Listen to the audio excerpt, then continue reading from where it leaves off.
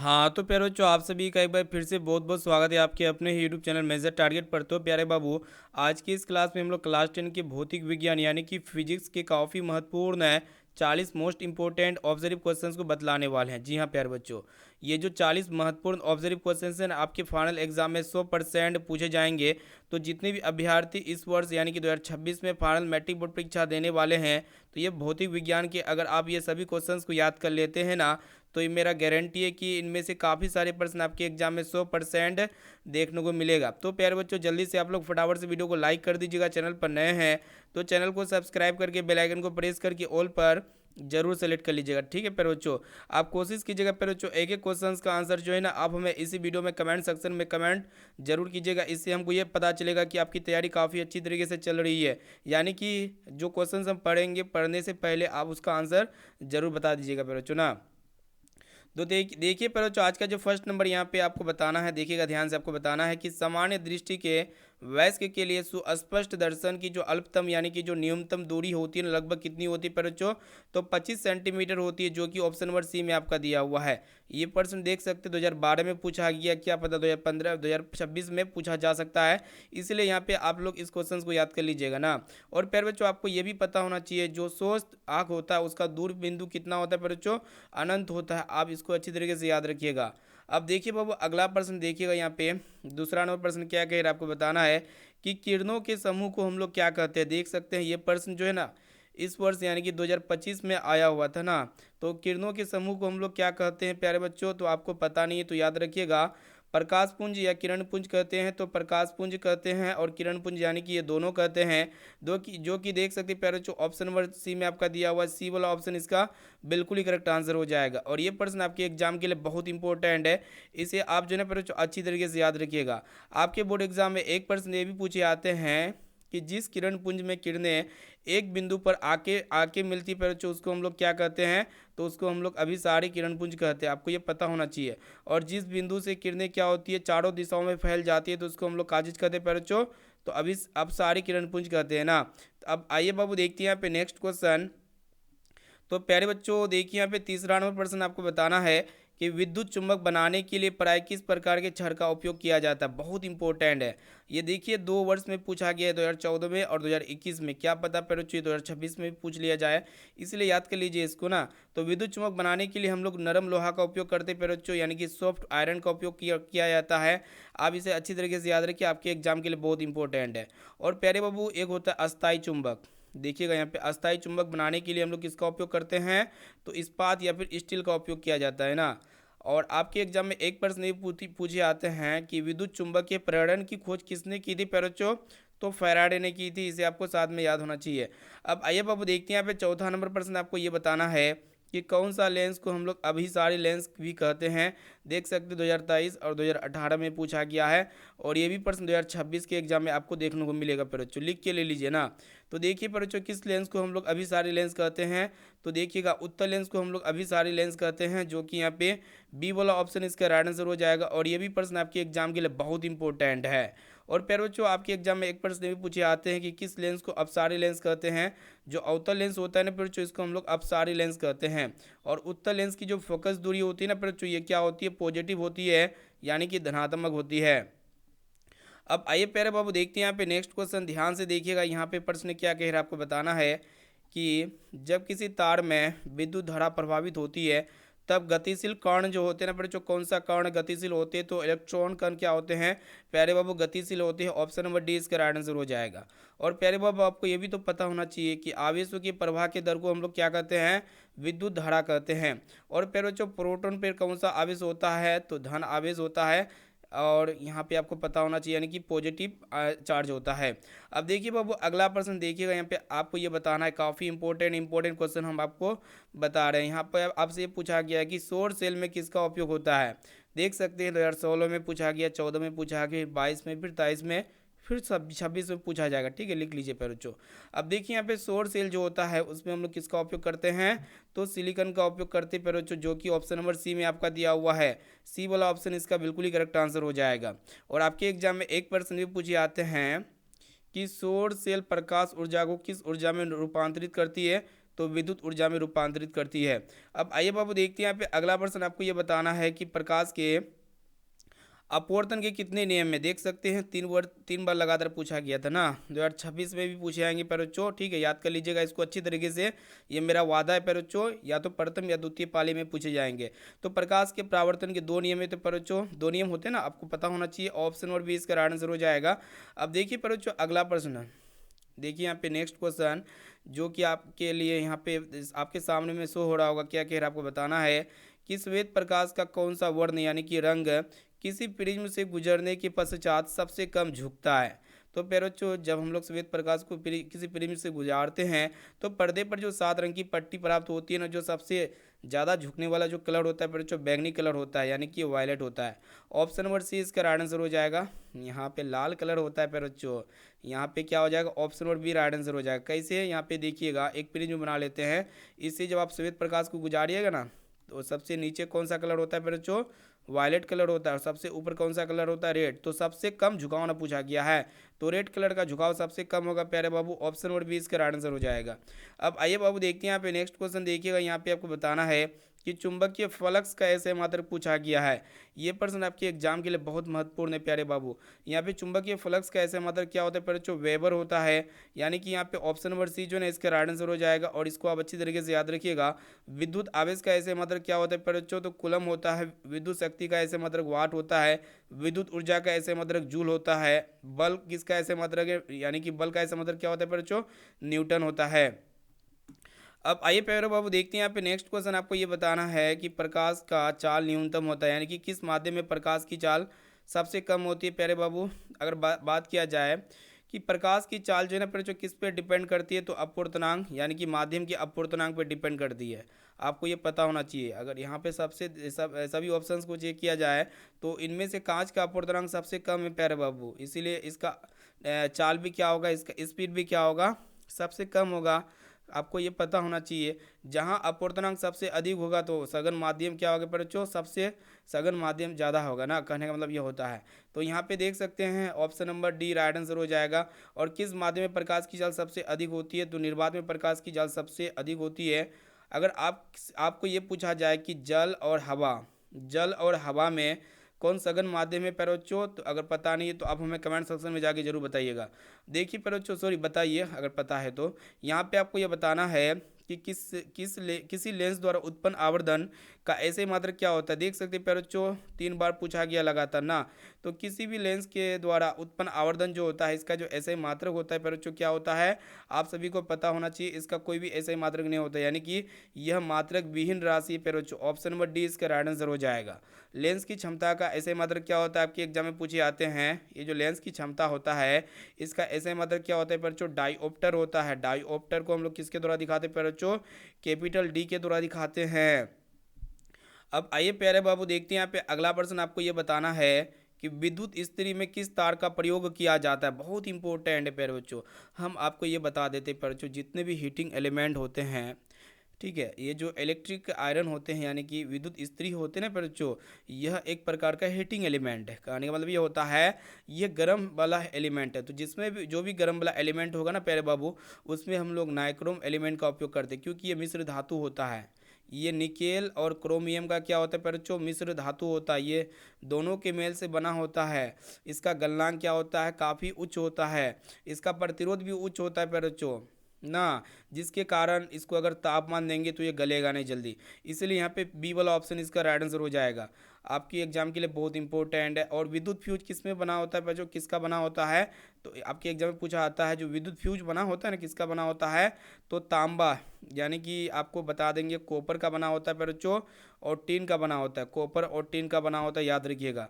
अब आइए बाबू देखते हैं यहाँ पे नेक्स्ट क्वेश्चन, देखिएगा यहाँ पे आपको ये बताना है कि विद्युत बल्ब में कौन सी गैस भरा जाता है। बताइए, जो भी इलेक्ट्रिक बल्ब होता है ना उसमें हम लोग निष्क्रिय गैस भरते हैं, निष्क्रिय गैस भरते हैं, क्योंकि आपको तो पता होना चाहिए जो भी, क्योंकि ये निष्क्रिय गैस जो है ना फिर ऑक्सीजन से क्या करता है, मतलब इसका ऑक्सीकरण नहीं होता है ना, ठीक है।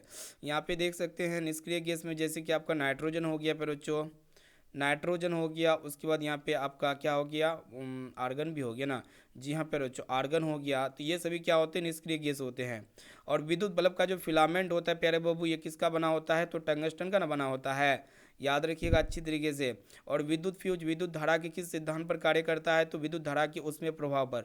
अब देखिए बाबू अगला प्रश्न जो कि काफ़ी महत्वपूर्ण है प्यारे बाबू, देखिएगा 2025, 24, 15, 25 फिर 27, ये 100% आपके एग्जाम में देखने को मिलेगा प्यारे बच्चों, लिख के ले लीजिए प्रश्नों को। यहाँ पे आपको बताना कि प्रतिरोध का ऐसे मतलब क्या होता है, प्यारे बाबू बताइए प्रतिरोध का ऐसे मतलब क्या होता है, तो ओम होता है प्यारे बच्चों। देख सकते हैं ऑप्शन नंबर ए में ही दिया हुआ है, ए वाला विकल्प जो है ना इसका बिल्कुल ही करेक्ट आंसर हो जाएगा। आप इसे अच्छी तरीके से याद रखिए, आपके एग्जाम में पूछे ही जाएंगे। ओम के नियम का सूत्र क्या होता है प्यारे बच्चों, तो भी बराबर क्या होता है, आई आर होता है, आपको ये पता होना चाहिए। और प्रतिरोधकता का आपके एग्जाम में प्रश्न पूछा आता है, तो प्रतिरोध हो गया। प्रतिरोधकता का ऐसे मतलब क्या होता है, तो ओम मीटर होता है। प्रतिरोधकता का ऐसे मतलब क्या होता है प्यारे बाबू, ओम मीटर होता है। अब आइए प्यारे बच्चों देखते हैं यहाँ पे नेक्स्ट क्वेश्चन, आपको ये बताना है कि डीजल का उपयोग होता है। तो प्यारे बच्चों डीजल का उपयोग कहाँ कहाँ किया जाता है ना पूछा गया है।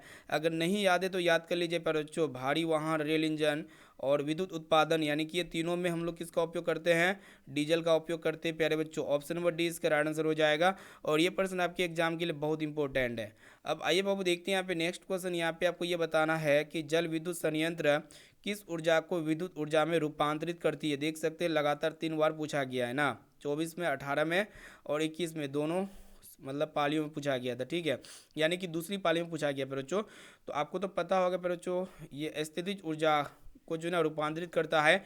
ऑप्शन नंबर डी इसका आंसर हो जाएगा, आपके एग्जाम के लिए बहुत इंपॉर्टेंट है, अच्छी तरीके से याद रखिएगा प्यारे बाबू। देखते हैं यहाँ पे नेक्स्ट क्वेश्चन, यहाँ पे आपसे ये पूछा गया है, ध्यान से देखिएगा प्यारे बच्चों संपूर्ण विद्यार्थी क्वेश्चन को, कि मोटर गाड़ी के साइड मिरर के रूप में किस दर्पण का प्रयोग किया जाता है ना पूछा गया है।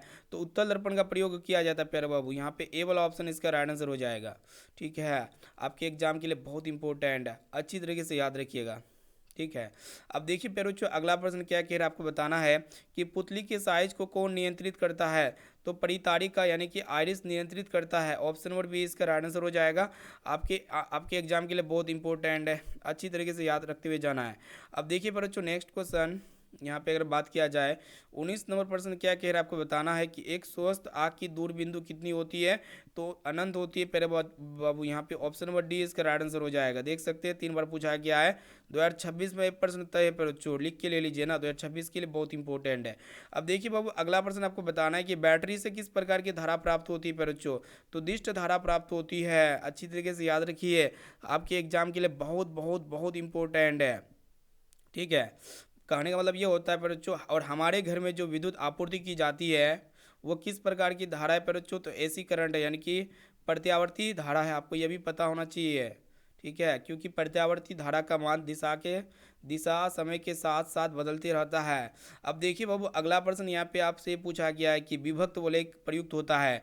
तो विभक्त वोल्टेज डीसी मोटर में प्रयुक्त होता है, यानी कि देख सकते हैं पर बच्चों डीसी मोटर को हम लोग का चीज कहते हैं BLDC motor, sorry DC motor अलग होता है पर बच्चों, B L D C motor अलग होता है, मतलब इसमें दोनों फैसिलिटी होता है, एसी और डीसी का दोनों का ना फैसिलिटी होता है, उसको B L D C motor कहते हैं, ठीक है। लेकिन यहाँ पे डीसी मोटर हो जाएगा, ऑप्शन नंबर बी इसका राइट आंसर हो जाएगा। अब देखिए बाबू अगला प्रश्न देखिएगा, यहाँ पे आपको बताना है कि निम्नलिखित में से किसका अपूर्णांक सबसे अधिक होता है।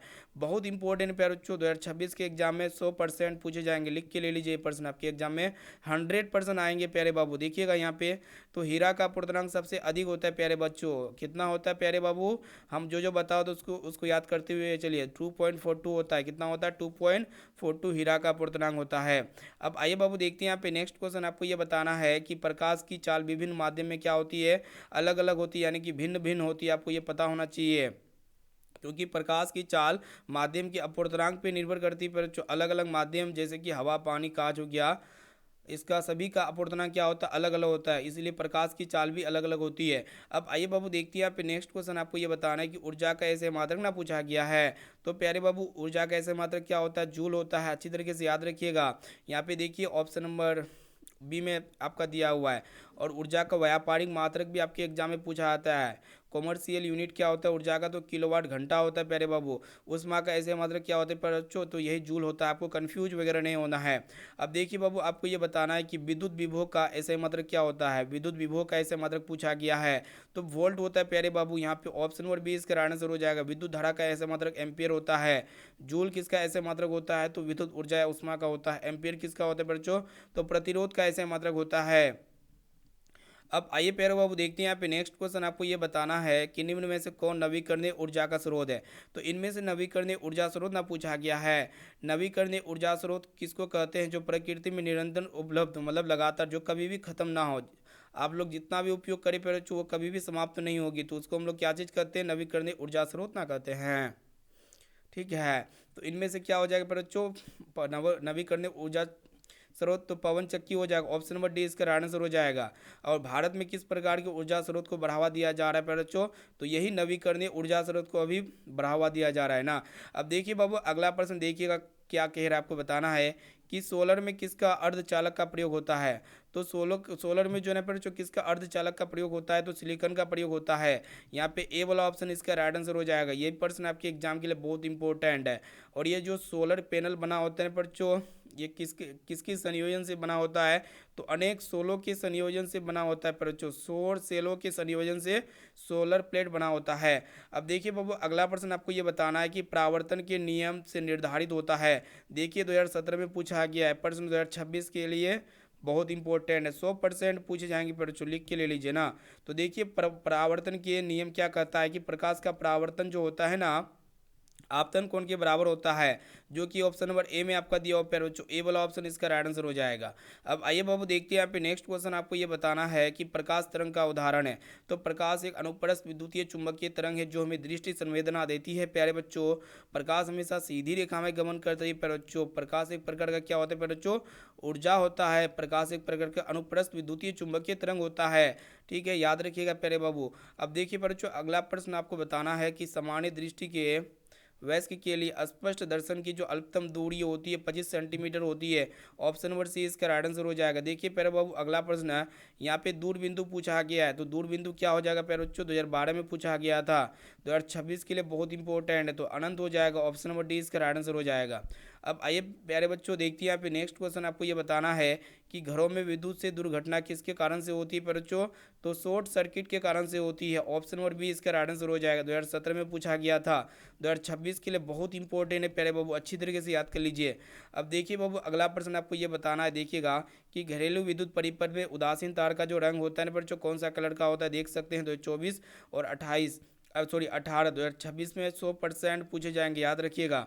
तो यहाँ पे उदासीन तार का कलर ना पूछा गया है। तो बताइए पर बच्चों जल्दी से फटाफट से, अगर याद नहीं है तो याद कर लीजिए संपूर्ण विद्यार्थी एक एक क्वेश्चन को ना।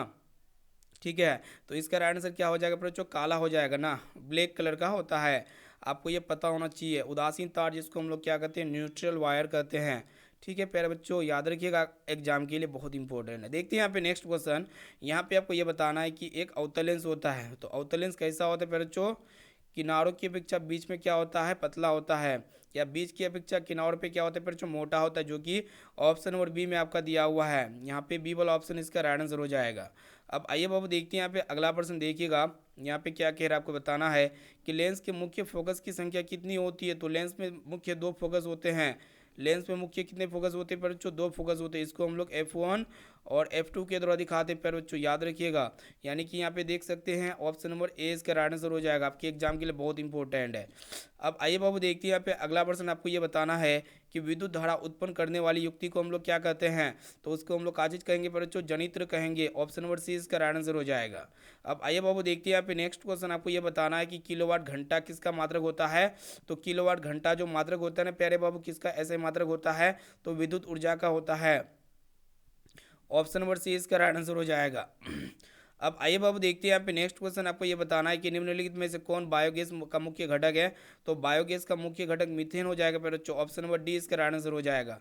अब चलिए बाबू देखते हैं यहाँ पे नेक्स्ट क्वेश्चन की तरफ बढ़ चलते हैं। यहाँ पे आपको ये बताना है कि निम्नलिखित में से किसका उपयोग खाना बनाने वाले ईंधन में नहीं किया जाता है। तो CNG का उपयोग नहीं किया जाता है। CNG क्या होता है पर बच्चों, वाहन में इसका उपयोग किया जाता है। एलपीजी का उपयोग किया जाता है खाना बनाने वाले ईंधन के रूप में। बायोगैस का, कोयला का भी उपयोग किया जाता है, लेकिन सीएनजी का नहीं किया जाता है। अब देखिए बाबू, यहाँ पे आपको ये बताना है कि आग का नाक गला के चिकित्सक द्वारा उपयोग में लाए जाने वाला दर्पण कौन सा है प्यारे बच्चों? तो एएनटी डॉक्टर लोग जो होता है ना प्यारे बच्चों, वो लोग कौन सा दर्पण लगता है आपको तो पता होगा, अवतल दर्पण लगता है, जो कि ऑप्शन नंबर बी में आपका दिया हुआ है ना। तो प्यारे बाबू आप लोग बताइए कि ये 40% में से आपको पहले से कितना परसेंट आंसर आता है? इसका जवाब आप हमें कमेंट सेक्शन में जाके ईमानदारी से कमेंट कीजिए प्यारे बच्चों, ठीक है, ईमानदारी से कमेंट करके बताइए। और इनमें से आपके फाइनल एग्जाम में 2026 के एग्जाम में 100% बहुत सारे प्रश्न है, 100% पूछे जाएंगे प्यारे बाबू, विश्वास कीजिए आप। और इस वीडियो को अपने दोस्तों में शेयर कीजिए प्यारे बच्चों। आप लोग वीडियो को शेयर नहीं करते, वीडियो को लाइक नहीं करते, तो हमको बहुत बुरी लगता है प्यारे बच्चों। हमको क्या कीजिए प्यारे बच्चों, वीडियो को लाइक कीजिए प्यारे बच्चों, सपोर्ट कीजिए, ताकि हम यहाँ पे लगातार आपका क्लास ले सके ना। तो प्यारे बच्चों फिर मिलेंगे अगली क्लास के साथ, इंपॉर्टेंट क्वेश्चंस को लेके हुए आएंगे प्यारे बच्चों। थैंक यू वीडियो को शुरू से लेकर आखिरी तक देखने के लिए।